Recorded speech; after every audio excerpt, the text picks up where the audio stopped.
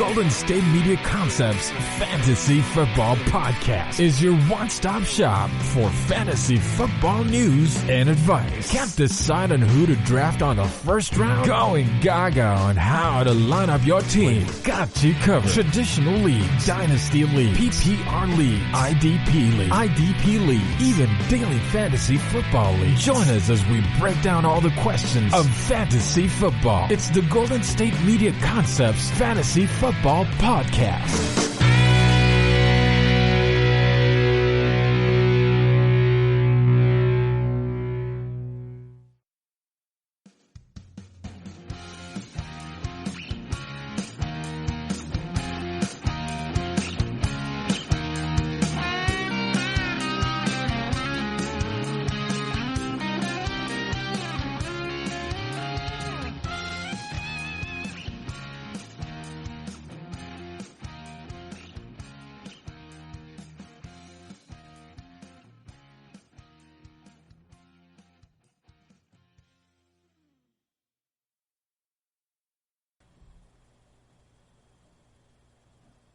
All right. How's everybody doing? Welcome to the GSMC Fantasy Football Podcast hosted by GSMC Podcast Network. I am your host, Ethan Orfe, and I am ready to talk about just about as much fantasy football as I possibly can in these troubling times. You know what I'm saying? So,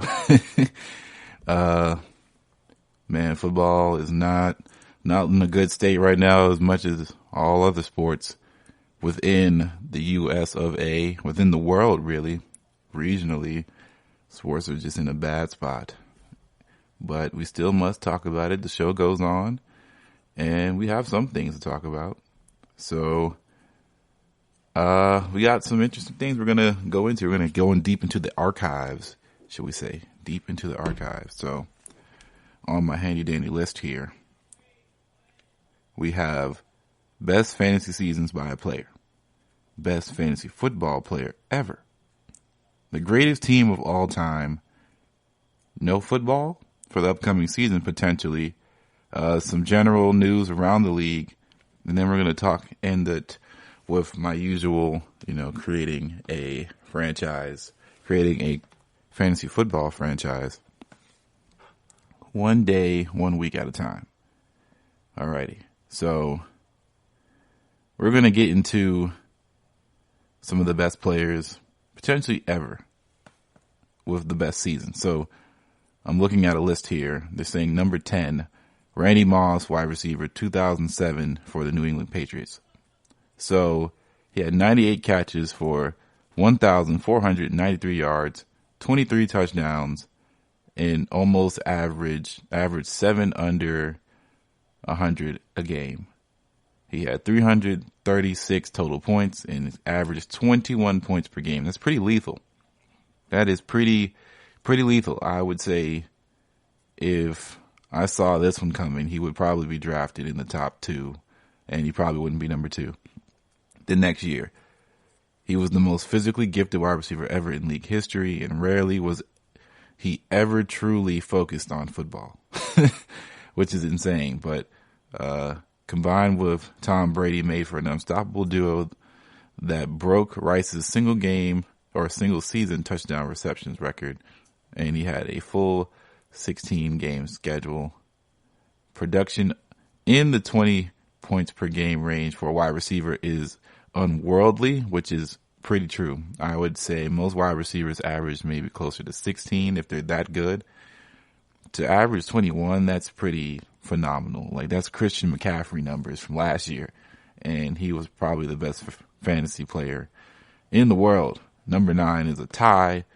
Dan Marino from 1984 and Steve Young from 1998. So Dan Marino had 5,084 yards, 48 touchdowns to 17 interceptions, 0 rushing yards. Had a total points of 378 points to 23 points per game. Dan Marino was everything you wanted in a quarterback into the playoffs, but luckily for us, you don't play playoffs in the fantasy. The legend had 6 games with 4 TDs or more and broke both the single season TD and yardage record for passing.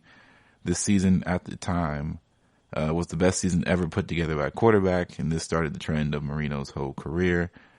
At its time, before the league became this pass happy, he was putting up video game numbers. He had 16 more touchdowns than his closest competitor, along with 108 QBR. Amazing. And then Steve Young. Steve Young, 4,000 yards, 36, 12, 454 rushing yards and 6 TDs in rushing TDs, and played 15 games. He missed week 9 with an abdominal strain, had 379 total yards and averaged 25 points per game. So this is like some Cam stuff coming here. And Steve Young definitely was doing some stuff with legs, running all over the place. I was expecting this next one, which is O.J. Simpson on here from the 1975. Had 8,817 rushing yards, 16 touchdowns, 28 receptions for 426 yards and 7 touchdowns. 14 games he didn't play because they didn't have a 16-game schedule yet. Averaged a total, or had a total of 375 total yards, 26.78 points per game. That's insane. Insane. So if you put this essentially to, I don't know, to a 16-game season or even 17 games, you want to go ahead and skip a year, that's a 2,000-yard season easily. Maybe even 240, or I'm sorry, not 240, 2,400. It could be 2,400, 2,400 yards right there. 3 games, three more games. Yeah, that's insanity. His best game rushing was 123 yards, 1 TD, 3 receptions for 100 yards and 2 touchdowns, 38 fantasy points. Crazy. All right, let's see. Let's keep it going, shall we? Let's skip around. Some bigger names here. Jim Brown. Similar numbers, really. 14-game season. This is number 4, so 1,863 yards rushing, 24 receptions for 268 yards, 15 total TDs altogether, and he averaged 22 points per game. Best rushing game of that year was 162 rushing yards, 2 TDs, 3 receptions for 100 yards, and 1 touchdown. He got 45.5 fantasy points. That is pretty juicy. And here we go. Here's where I was looking to see. So, LaDainian Tomlinson, 2006 San Diego Chargers. Almost 2,000 yards rushing, 200 short, 500 yards receiving. NFL record 31 touchdowns altogether, and he had 2 passing touchdowns. Averaged 28 fantasy points per game, and he did it all. He did it all. It was crazy. I was not playing fantasy at the time, but I do remember LaDainian Tomlinson being a force. Number 2, Marshall Faulk, St. Louis, 2000. 1,359 rushing yards, 81 receptions for 830 receiving yards, 26 total touchdowns, 18 rushing, 8 receiving, 29 points per game, almost a 30-piece. If I saw someone averaging a 30-piece in fantasy football, I would have a panic attack. I would lose my mind. It would be insurmountable. So, it was a single season TD record at the time. He accomplished this in only 14 of the 16 games. And he was shining right when fantasy football was going completely mainstream. So this is when this was coming to the forefront of fantasy. And he was the number 1 choice for 3 straight years. He sat out week 9 and 10 due to injury, but was still able to make the Rams the greatest show on turf and also one of the best offenses in league history. So the Rams were a fantasy player's dream during the Mike Martz era, and Marshall was the crown jewel. His best game, 220 yards rushing, 7 receptions for 41, 3 touchdowns, 37.5 points in there. Alrighty. So number one, which is a weird one, for the Houston Oilers in 1961. So no one was playing fantasy like that, but he was a quarterback and a kicker. George Blanda, 3,330 passing yards, 36 touchdowns. He had 22 interceptions, which is insane, but he had 16 field goals, 2 from 50, 1 from 40, 64 extra points made, 14-game season, and it was in the AFL, and he averaged 26 points per game. That's pretty crazy. That's pretty good, 2 positions. He won the AFL title, and he was the player of the year. He was a once-in-a-generational player, and something won't happen for like this ever again, really. His best game, 418 passing yards, 7 touchdowns, 7 extra points, so 42 points put up against the old New York Titans. And that's where it is. That's pretty dope. All right, we're going to take a break, and we're going to get into our next topic.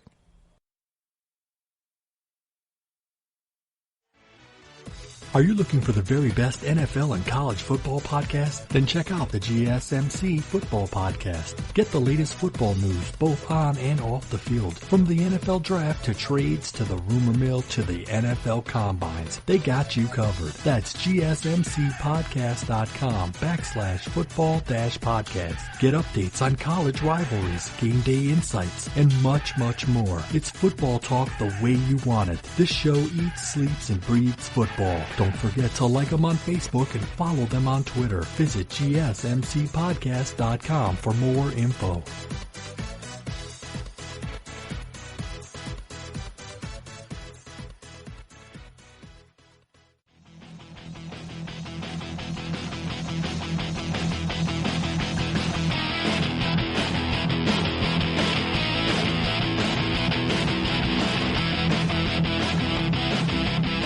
All right, so next list, we're going to get into the best fantasy players really ever.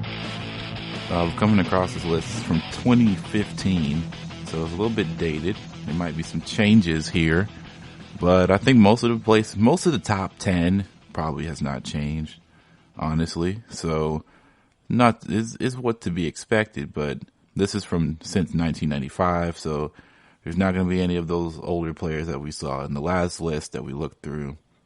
And it's going to be kind of different structured, but this comes from Michael Fabiano, one of the big-time writers, senior fantasy analyst for NFL.com. So let's take a look at the list and see what's really going on here. So we're going to go the back and count our way up because that's how lists should work. So number 5 on the list, Amon Green, running back for the Packers and the Texans. I do not remember watching Amon Green. I was pretty young into my life, but from 2006, he rushed for 1,000 yards plus 6 different times. Green also finished in the top 3 in fantasy points twice during that time while scoring a combined 67 touchdowns. His best fantasy campaign came in 2003. When Green Bay totaled a stellar 2,250 yards from scrimmage and scored 20 total touchdowns. It's pretty good. All right. Number 4, Donovan McNabb, Eagles. I remember him pretty well. He was one of the best fantasy quarterbacks on this list. And this was when he was still active, but he was ineligible. But McNabb needed to have his name mentioned regardless because of his 4th in passing yards and 2nd in touchdown passes among non-active quarterbacks in the last 20 years. A versatile athlete. He was 2nd in rushing yards and ranks 4th for rushing touchdowns at his position. So he was a dual threat guy. He could do it all. Amazing dude. All right. Isaac Bruce, wide receiver for the Rams. Now he was a stud. Had a personal best of 1,781 yards in 1995. The Memphis product ranked among the 25 best fantasy football wideouts 10 times overall and remained a legitimate starting option even once Holt, if you know who Holt is, one of the best wide receivers ever, took over as the number 1 wideout in St. Louis. Another running back, Terrell Davis, Broncos.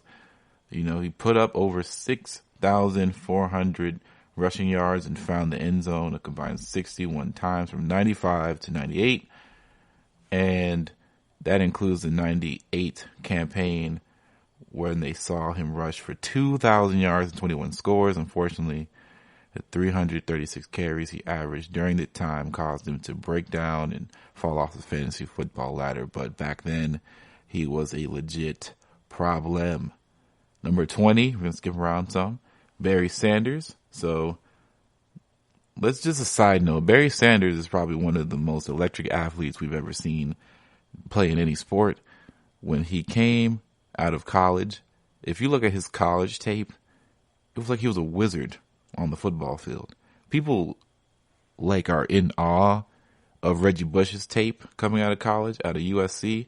You look at Barry Sanders' college highlight tape, you could say it compare, but I'm telling you, man, and I love Reggie Bush. Reggie Bush I have a Reggie Bush jersey in my closet at the house. And I'm telling you, Barry Sanders was no joke. In 1995, he still rushed for over 6,500 yards and combined 41 touchdowns during that time frame. From those few years he did play, including the 1997 campaign where he finished with 2,000 rushing yards, 14 total touchdowns, and filled the top spot among fantasy running backs, all of them. If he didn't retire early, he probably would be the best running back ever seen, ever. Jimmy Smith, wide receiver, Jaguars, number 18. Jimmy Smith was one of the most reliable wideouts in fantasy football during his career. While he never scored a ton of touchdowns, his single season best was just 8. He scored 1,000 yards plus 9 different times in his career. A top 25 fantasy wideout on 9 occasions. Smith ranked an impressive 7th in receiving yards, and that was with 2,287, and among all non-active players in our 20-year time frame. So we're going to skip around some more. We got some Emmitt Smith in there, some Tiki Barber, Shannon Sharp, Shay Sharp, Uncle Shannon. Ravens and the Broncos, there's no question about top fantasy tight end in our 20-year time frame, except for Gonzalez, of course. But no one would argue that Shannon Sharp is the clear-cut second best, a top 5 fantasy tight end in all but 3 of his NFL seasons, one of which was shortened due to injuries. Sharp still ranks 2nd in receiving yards and 4th in touchdown receptions among all non-active at his position during 2015 when this was done. And he has a pretty stellar looking photo on this where it shows his chain flopping in the air while he's tucking the ball. And man, Shay Sharp even back then was still cut. We're going to go to Torrey Holt on this list who we just talked about a little bit earlier. Torrey Holt, number 11 on the list. The greatest show on turf in St. Louis was loaded with fantasy superstars, and 3 of them made this list, of course. And Holt is the second as he ranks 6th in receiving yards and 9th in touchdowns among non-active wide receivers, and finished top 15 fantasy wideout every season from 2000 to 2007. He ranked number 2 at his position in 2003 when he recorded 1,696 yards and visited the end zone 12 times. Wow. Great season. So we're going to skip around. Tony Gonzalez is on there. Terrell Owens is number 7. Sean Alexander is number 6. Marvin Harrison is number 5. Brett Favre is 4. Randy Moss is 3. LaDainian Tomlinson is 2. And of course, number 1, the greatest show on turf, is Marshall Faulk. Now, I ran through those pretty fast so that way I can squeeze in who I think probably belongs in this conversation now. You got to think that at some point we're going to see the way. I'm interested to see at the end of Michael Thomas's career where he will end up on this fantasy list, because he may not get in the end zone all that much, but his catches and if you're playing PPR, his catching is ridiculous. His yards over the season total is insane. And it's not like he's one of those guys who relies on his speed and quickness to get open. He's a route runner by trade. He's a bigger guy. He can take the punishment, and I think he'll be in the league for a very long time. So I'll be interested to see if he can make the top 25 at some point. I would like to see where guys like Tom Brady land on these type of lists. I like to see what happens with someone like a Christian McCaffrey or Adrian Peterson if they come around on these type of lists, because this was made 5 years ago. I gotta imagine that the 2020 list is insane for a little while. I like to see the Peyton year when he won the Super Bowl, see where that year lines up with the rest of the field and where he stands among the all-time greats.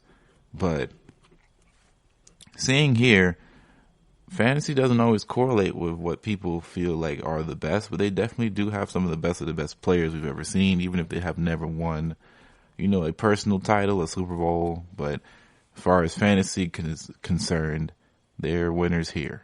And their legacy lives on in these little threads and these lists that people make, because fantasy football is so important to a lot of people, and it's some of the greatest content to ever be created from football is the fantasy football. I can't imagine watching football in the same way without fantasy football being involved in some sort of fashion. It just makes sense. It's a fun game to play, and once somebody gets into it, it's just a different level. You never really will watch football the same way, in my opinion. And I tell people that all the time.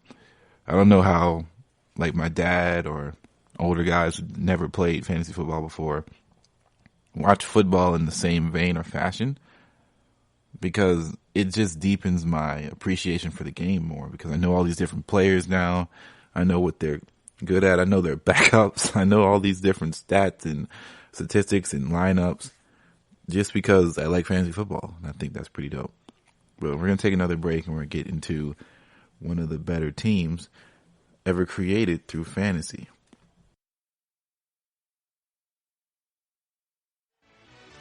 Check out the show that's built on the MMA. From the UFC to extreme cage fighting, they got the fights covered. Check out the GSMC MMA podcast. Get the latest news on past or upcoming fights. Join us as we talk to and about some of the biggest names in the MMA, past, present, and future. When it's the fight game, there's just one show to check out. GSMCpodcast.com/MMA-podcast. Don't forget to like them on Facebook and follow them on Twitter. Visit GSMCpodcast.com for more info.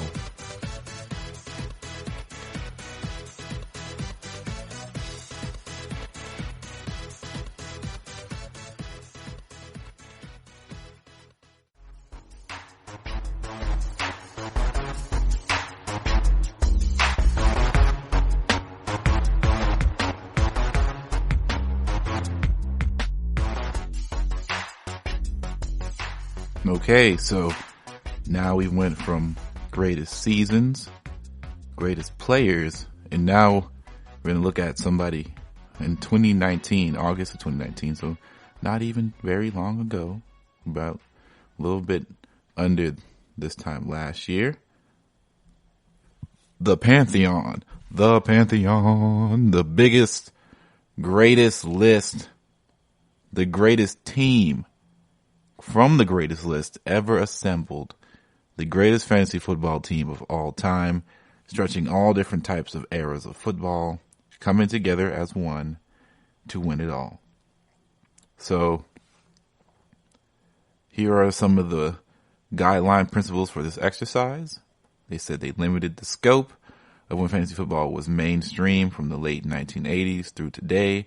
So apologize to the 36 people playing fantasy football in 1965 who witnessed Gale Sayers' 56-point explosion in Week 13. A little bit hyperbole, but essentially saying that they took their data from 1980 up to today in 2019 before the 2019-20 season. Most fantasy leagues ignore Week 17, and this ranking will do as well. All references to season-long fantasy points refer to Week 1 through Week 16. and the fantasy pantheon requires a strong performance in the fantasy playoffs, and if you ain't first, you're last. Unless specified, all points totals refer to standard fantasy scoring, so PPR scoring has become the default in major platforms within the last few years, but for the vast majority of fantasy football history, it was eccentricity. Alright, so without further ado, here is the greatest fantasy football team of all time. Quarterback, Patrick Mahomes, 2018. This makes sense, right? This makes sense. Now, we just listed off some really great quarterbacks from the past, but if you look at fantasy, you look at the explosion. Patrick Mahomes came close to the first 400-point season by a quarterback, but settled for merely the highest scoring fantasy season ever by a passer with 399.7. He was 0.3 away from 400 points in fantasy. Now, they say there's an argument to be made for Peyton Manning in 2013, which is what I wanted to bring up last segment, Aaron Rodgers in 2011, Tom Brady in 2007, but each of those put a wider gap between themselves and a replacement level quarterback than Mahomes did in 2018. Drafting Rodgers in 2011 required a top 20 pick according to Fantasy Football Calculator, while Brady and Manning were both being drafted in the top 40 in 2007 and 2013 respectively. Mahomes was going well outside the top 100 in 2018 and then submitted the highest scoring fantasy season for a quarterback ever, providing far more value on draft day.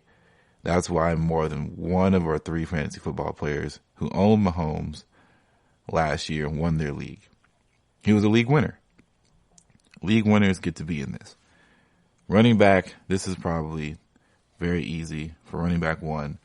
LaDainian Tomlinson, of course, you know, he scored an unholy, they say unholy here, 417 fantasy points, 27.8 points per game in the 15 he played, by far the best of all time, thanks to a record 33 touchdowns, 28 rushing, 3 receiving, and 2 passing. He outscored the rest of the field by so much that you couldn't remove his league-leading 1,815 rushing yards and his 508 receiving yards. Tomlinson would still be the 10th highest scoring running back of 2006. The GOAT is a diluted term, but Tomlinson's season qualifies. Now they say another one is Priest Holmes, 2003. So in 2002, Holmes led the league in yards from scrimmage and rushing touchdowns while submitting most fantasy points for weeks 1 through 16 of all time for non-quarterbacks in just 14 games. The problem was the game Holmes missed. He sat out with a hip injury in week 16 when most fantasy championships take place, sending his owners scrambling. Any Holmes owners who turned to his backup, Mike Cloud, were rewarded with 16 carries for 19 yards. So we'll slot Holmes' 2003 when he had 2,110 yards from scrimmage and then a record 27 touchdowns and third most fantasy points by a running back at the time. This time in week 16, he scored 3 touchdowns. So, you know, they're doing a little bit. They're meshing a little small amounts of seasons. But now wide receiver here. We're getting to Jerry Rice, the big man. The big Jasmine, I like to call it, because I like Jasmine Rice. It's the best rice on the planet. Jasmine Rice. Boom. This is where the interseasonal fantasy play gets complicated. To strike short in the 1987 season featuring just 12 games with non-replacement players, but in those 12 games, Rice scored a mind-boggling 22 touchdowns. Jerry Rice's record stood until Randy Moss broke it in 16 games in 2007. No pass catcher has had more than 17 touchdowns since. Rice caught a touchdown in every game of the season and had 3 touchdowns in a third of his games, leading to 250 fantasy points, 20 points per game. The only 2 receivers on the top of Rice's fantasy totals, not per game figures, but his totals from his 12 game season are Jerry Rice, in 1986, 89, 95, and Randy Moss 2003 and 2007. Of course, Randy Moss is the next wide receiver on the list. Tight end, Rob Gronkowski. So this makes sense. In 2011, Gronk's career peaks were higher than anyone else to ever play the tight end position. In 2011, the only season when Gronk started all 16 games, he had 90 catches for 1,327 yards and a league-leading 17 receiving touchdowns. Gronk's 218 fantasy points in 2011 were more than double of Antonio Gates, the 7th best tight end that year. Not only was that the best fantasy season for a tight end ever, but he was available around number 100 overall in the draft and was one of the last starting tight ends drafted, while a player like Gates was going top 40 as the first one off draft boards. So this was when him, Jimmy Graham, Gates, I think Tony G was still playing. This is when tight ends were at their peak in the league. Flex, Marshall Faulk, which makes sense.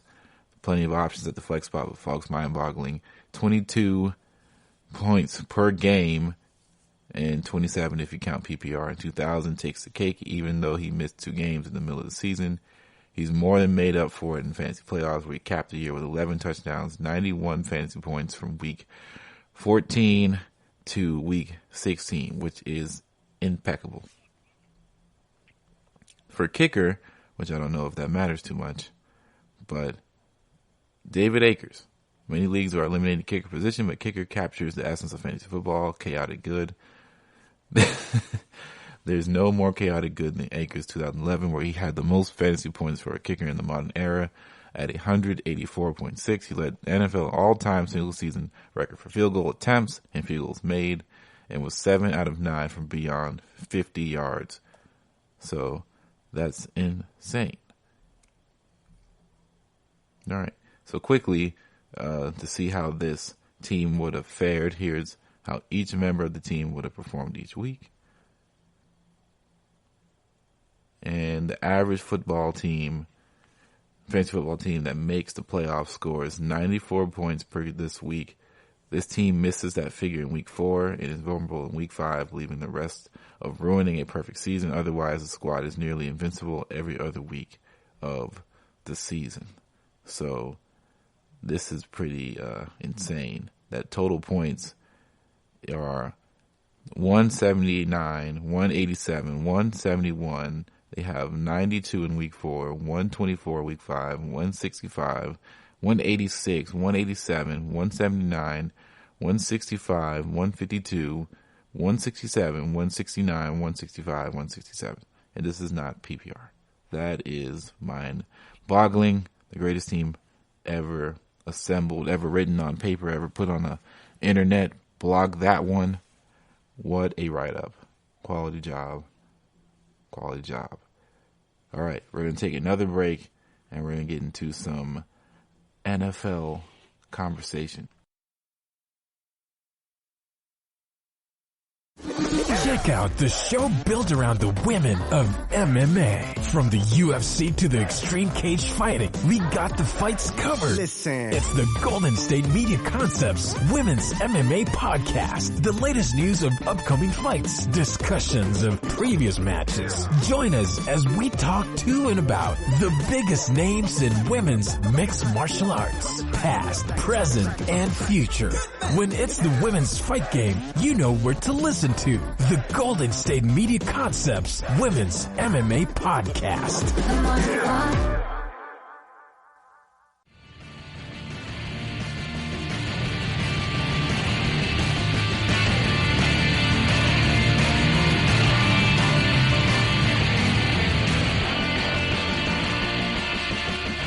Do you guys know of a man called Kirk Herbstreit? I do. Kirk Herbstreit, sometime last week, mentioned that the NFL may not play. He would be very surprised, or he wouldn't be shocked if the NFL did not play. And he would not be surprised if the college football season does not start. He caught a firestorm. People were with the picket fences or the pitchforks. It came out of their picket fences on the internet, at least, because, you should be staying home, self-quarantining, social distancing. But they brought out the pitchforks, the torches. It was getting hot. People were not okay with that.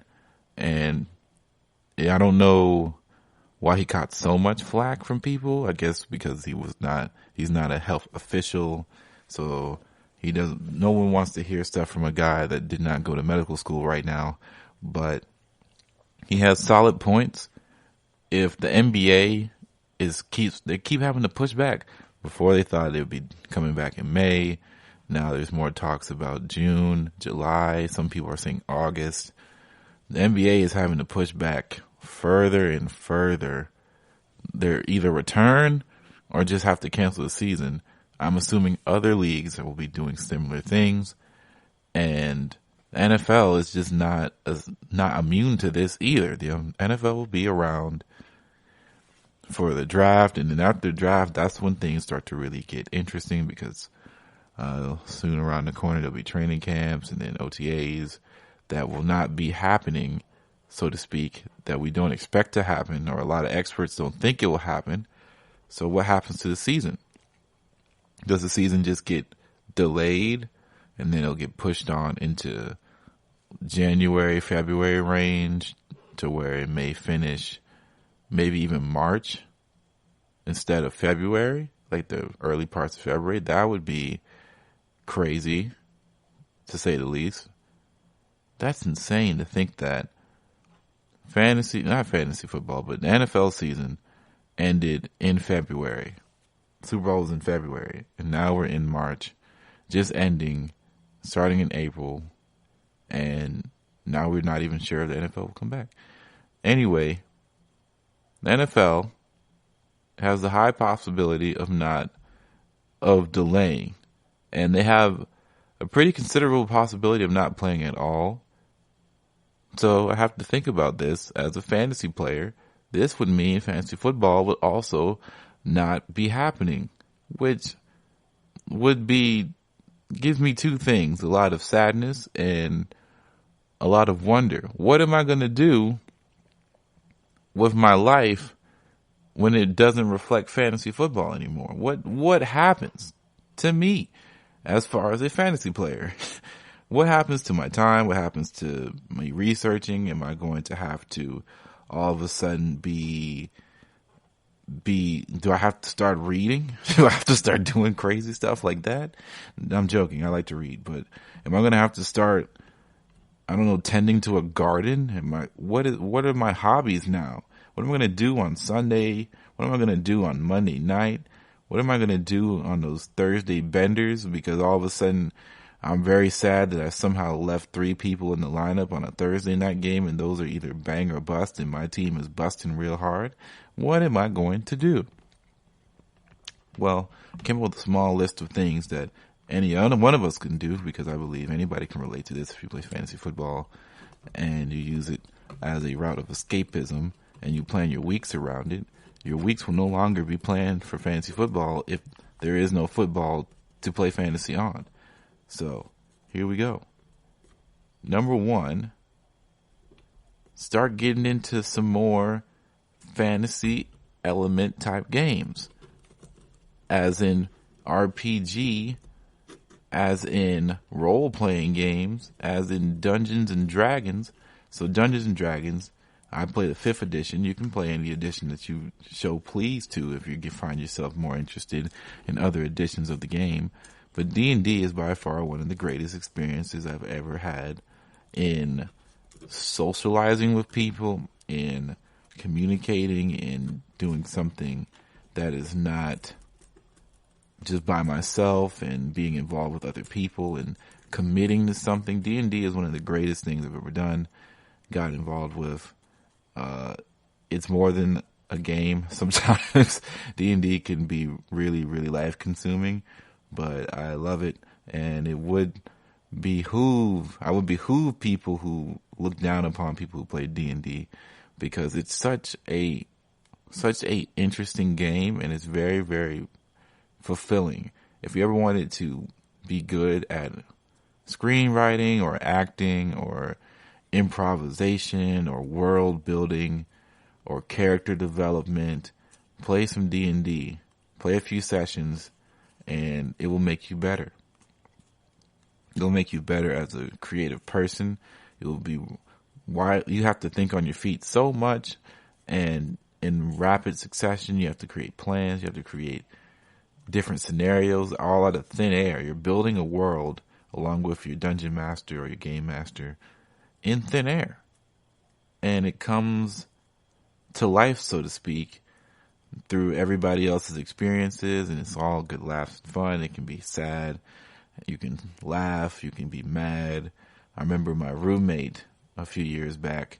He was so mad of something that ended up happening in D&D that he threw his dice at the wall and went to his room steaming. And then in 5 minutes, he came back out and said, "I'm upset that this happened, but the story was brilliant," so to speak. So there's a lot of tempers that can flare and a lot of emotions get riled up because you put your blood, sweat, tears, soul, heart, mind into these players, into these characters, into these roles, and things happen. You can die, you can starve, you can do so much in the game to where it becomes a part of you. It becomes another personality, so to speak, that no one really knows except for your party, except for the people that you're playing with. So a magical time. I did not expect to spend that much time talking about Dungeons and Dragons, but Dungeons and Dragons, look into it. Get with it.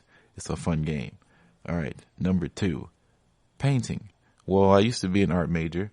I was very much into the fine arts way back in my collegiate career. It makes me feel like it was a long time ago. It was not. It was only like 2 years ago, but I haven't done really any studio level fine art in maybe 3 or 4 years, sort of coming up right now. So I really enjoy watercolor. I enjoy acrylic painting. I enjoy sketching, and I might start going back into that. I might start sketching out some of my favorite sports moments of all time. Start watercoloring some of those and then start hanging them up everywhere. Be good memorabilia. Makes me look at the sports that I love and the moments that I have loved to look at and remember from my youth and to my current age, and be like, wow, I remember this, and it'll make me feel a lot better about this whole Corona situation. Just to be able to remember that we have such a large, vast history of sports, and there's a lot of moments that I've never seen before, but I saw these. I remember these. I remember how much they meant to me then, and they seem to mean more and more as time goes on, especially the bigger moments. Like sometimes there's small stuff. Like I remember when, let's say Reggie Bush. I remember when Reggie Bush ended up doing the somersault over somebody for a touchdown during the Super Bowl season. It was a highlight play, but it wasn't one of the bigger plays ever made, ever done. But it holds such a special place in my heart that I always remember it. I remember when Randy Moss caught so many touchdowns in that 22 touchdown season in 2007. Of course, I remember when all the Super Bowls during those times, like when the Giants beat the Patriots. I remember the 300 game from Julio Jones a few years ago. That was pretty big. There's a lot of games, man, that were just moments put on the page in a different way would be a real creative, fun way to handle it. So maybe some D&D, maybe some painting, get into baking if you're into the culinary arts, some cooking, a whole bunch of different stuff. But we're going to have to start looking at the idea of fantasy football not happening this coming season. And it's going to be some pain, but we'll get through it like everybody else. All right, we're going to take another break, and we're going to come back, and we're going to talk about some NFL news. Are you looking to get your college football fixed? Looking to get the latest news on your favorite school's team? The GSMC College Football Podcast is your ticket to all things college football. Join us as we talk college football from the national championship, the college rivalries, the bowl game, to the Heisman Trophy. To which conference is the best? we've got you covered for the Big Ten, SEC, Big 12, the Pac-12, ACC, and everything in between. Download the GSMC College Football Podcast on iTunes, Stitcher, SoundCloud, Google Play, or anywhere you find podcasts. Just type GSMC in the search bar.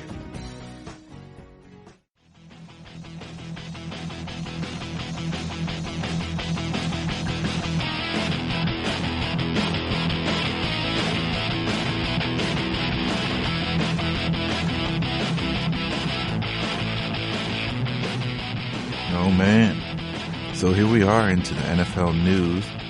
So for all my Redskins fans who are looking forward to the Tua draft, you're probably not going to get him. But if you do, the good news is Tua Tagovailoa continues to roll Tide in. So positive news for him. NFL insider Ian Rappaport and NFL Network's Mike Garofalo report that the former Alabama quarterback participated in a voluntary medical recheck Thursday facilitated by the NFL Scouting Combine with an independent doctor who was selected by the NFL team physicians. Per Tua's representatives, results were overwhelmingly positive. Tagovailoa underwent surgery after suffering a hip injury that prematurely ended his final season at Alabama. As a part of his recheck, all 32 team doctors and trainers were able to provide input on what exams they wanted conducted, and a comprehensive examination was performed. The results were shared with all 32 clubs, according to Ian Rappaport and Garofalo. Per his reps, the quarterback has fulfilled all medical obligations. So this is interesting news. This is good news for draftees who are looking into taking a quarterback, and I think this makes Miami Dolphins really, really happy, and this might make the back door of the century really possible if the Redskins want to be the ones to get it done, for sure. So I'm still of the mindset that they'll probably not do this, but you never really know until the time comes. So here we are, Redskins on the board. Who are they going to take? Probably Chase Young. But I would not be shocked or mad at them if they decide to say, you know what, we've seen what Kyle Allen was able to do last year, and we're not really too impressed with what we potentially might be able to see out of him in the future. Haskins, he may not be our guy right now.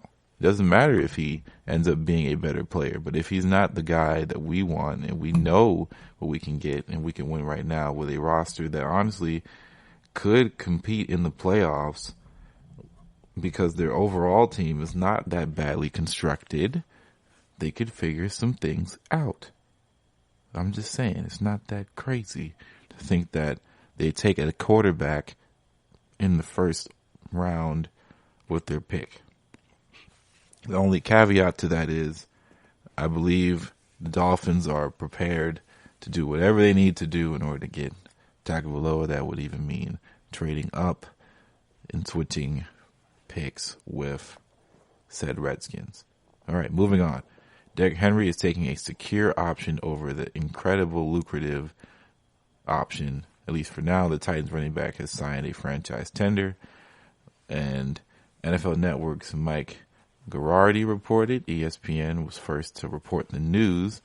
The team later officially announced the move. Henry led the league last year in rushing, riding a 211 rushing outing against Houston to pass Cleveland's Nick Chubb in Week 17 for the crown, and his regular season foretold a fantastic playoff run where he had the Titans offense on his back in 2 straight wins, racking up 377 yards and 1 touchdown on 64 carries and upset victories over New England and Baltimore. And Henry went from star to linchpin of the Titans as it became clear Tennessee wouldn't have reached the AFC Championship game without the hulking runner, as they write. With his contract due to expire after the season, the timing couldn't have been better for the running back. He is not yet cashing in long term as he signs the tender, but he can still sign a long-term deal later on in the future. Henry is making sure he at least knows where he'll be playing in 2020, which is smart as the climate of today's league is vastly changing due to the climate of the world being in flux as well. All right. Another news. The Bucs signing quarterback Blaine Gabbert to back up Tom Brady. So Gabbert spent last year with the Bucs, but he went on injury reserve early in the season after suffering a dislocated non-throwing shoulder injury in the team's third preseason game. Ryan Griffin, who remains on the roster, served as Jameis Winston's backup last season. Gabbert, the former number 10 overall pick in 2011 by the Jaguars, started his first 2 seasons before quickly washed out of Jacksonville after 3 years. He spent 3 seasons with the San Francisco 49ers. Then he made a trip to Arizona for a year where he started 5 games in 2017 under then Cardinals head coach Bruce Arians, and now the man in charge of the Buccaneers. So now it all makes sense. So Gabbert started a game in 2018 with the Tennessee Titans for his career. He has made 48 starts, 52 passer rating, 48 touchdowns, 47 interceptions, and a 6-yard per game or per attempt average. So yeah, congrats on keeping your backup job, and it makes sense.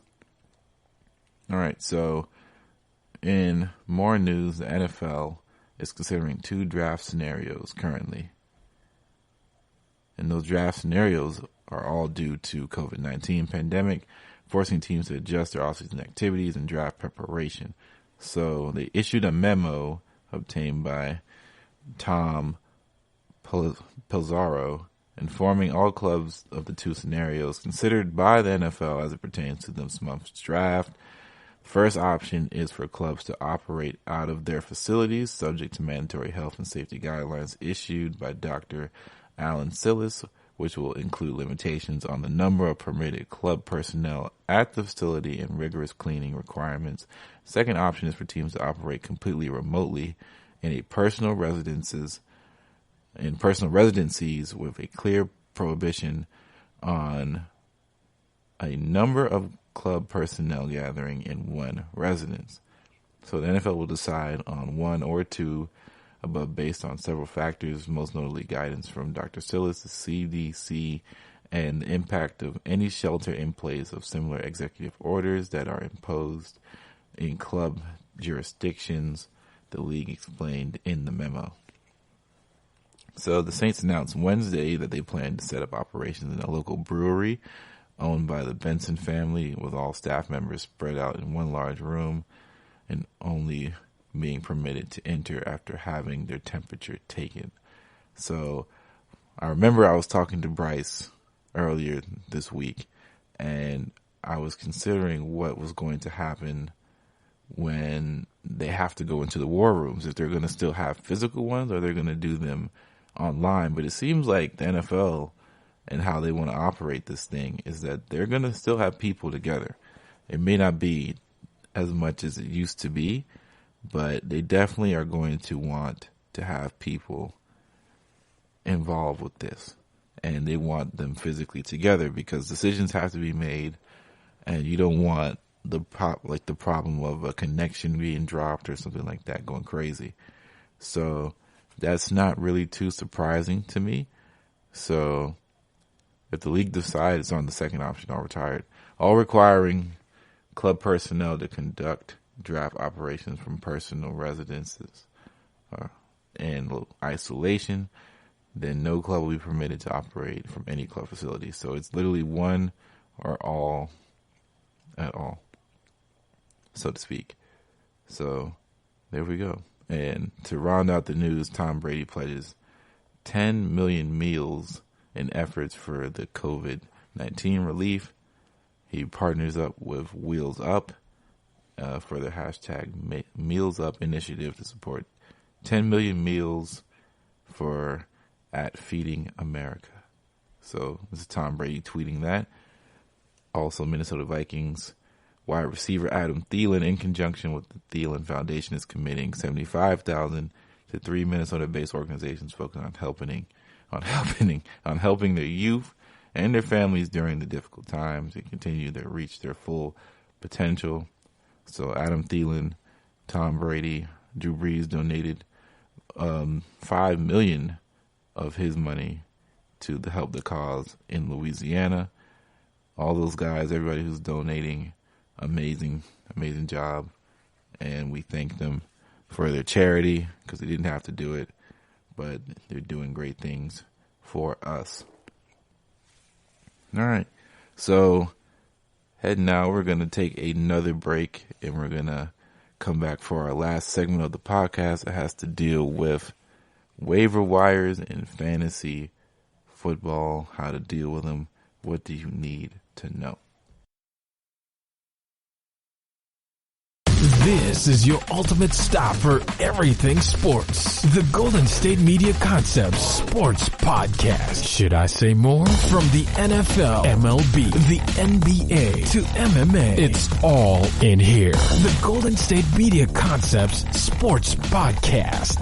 Listen now.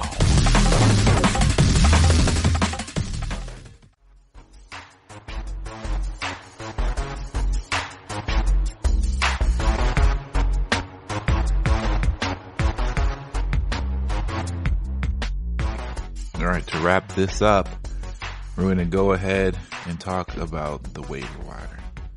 So, waiver wire, if you don't know, this is your first time doing fantasy football or this is your first time GMing, doing anything like that.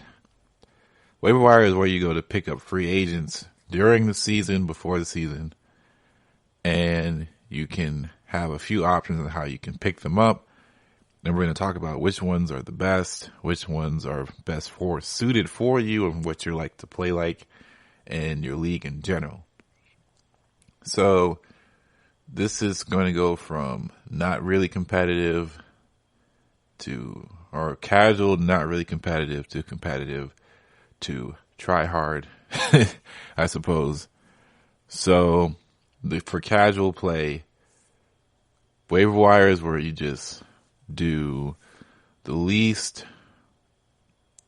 winning team. So the team with the least amount of wins has the best priority in the waiver wire selection. So that's pretty default. That's pretty standard for most leagues. RAN is that priority goes to the team with the less amount of wins. So casually, that works pretty well because it encourages people who are maybe losing to still try and pick up players, and it'll keep them into the game rather than being too heavy on maybe newer players or players that aren't as good, and be really, it's kind of like a hand-holding mechanic. And for more experienced players, they may think that it's nonsense because if I know that no one's picking up his player and I grabbed him first, but all of a sudden this guy, because he's lost 4 games in a row, gets to have him after he just recently checked and he gets priority, that's horrible. And it's understandable, but it's in place so that way there's at least some sort of hope for these guys. The next one would be not nearly as competitive, would be similarly, both of them kind of belong in the same way. And I guess the way I look at it is like this. If you're the type of guy who feels like the waiver wire is so important to where it shouldn't just be kind of auto gifted to guys that albeit are paying attention but aren't winning, then you probably are a player that seeks for more competition, higher level competition, more stakes in the first place.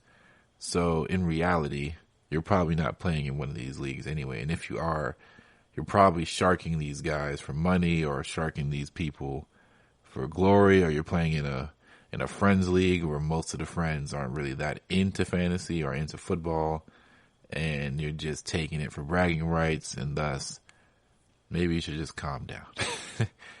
All right, so now we're getting to the competitive side. So you can have waiver priority be to first come, first serve, which you can do, or you can do essentially the silent auction.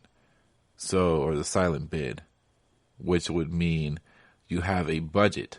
And this is the one that I like for now. I haven't done it in a while, but the one that I enjoy the most is having a budget. So say your budget is $100 over the season. You have $100 to spend in fantasy on the auction house. I'm sorry, not the auction house, but the fantasy waiver wire. And let's say you spend $90 on, I don't know, let's see, who was a good waiver wire pickup in the past few years? If you decided to, let's say Alvin Kamara, right? Since he's the first, he's always on my head. But Alvin Kamara, before his rookie season, he might have even gone undrafted. Probably was a guy that you never had on your team. And you were saying, okay, I'm noticing a pattern here. I want to pick him up. And you spent 75 of your dollars. Now you only have $35 remaining, or 25, can't do math, $25 remaining for the remainder of the fantasy season. And that's just it. So, and if you bid the highest, you get it.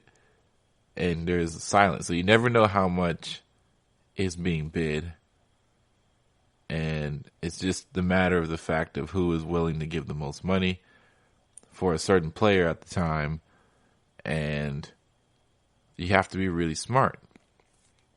Because you can say, okay, what if somebody just starts bidding up on all these players that they don't need, but they want because they're scoring and they're getting a lot of points, they're getting a lot of value for the time being, loading up a bunch of value that they don't even need, and then boom, something happens to one of their main guys, and that guy they got for value isn't producing the same rate that they had before, and they can't go fill out their roster because they don't have any more money. And they did it too early, and we all have been subject to this. You see a guy in the waiver wire who's been killing it for 3 straight games, and it's week 3, 4, and 5, and you're thinking, okay, maybe he's having a breakout season. Maybe I should go ahead and pick him up. And you pick him up, he may either have a really good week, or he may have a solid week, or he even may have a bad week, but you're just like, let me stick through and see what happens. And then it just gets more mediocre and mediocre as the time goes on, and you're wondering, oh man, I just sold myself. I just sold out. And it happens to all of us. We all get wandered on and get a little bit itchy and oozy for the waiver wire wizards. But you have to stay strong, and you have to do your research, because the waiver wire is the wild, wild west, and you never know what you're going to get unless you prepare. So research before you use the waiver wire to pick up players, because you never know why those players may have had a good game. Sometimes it's matchups. Sometimes they got put in because somebody got hurt, which is always an interesting way to pick up if you're a guy that likes to pick up certain players and drop them right before you feel like their value is going to tank, and then you pick up somebody else. So if you're one of those guys in the waiver wire, best of luck to you. You guys are the real gamblers here. But you're gambling inside of a game of gambling.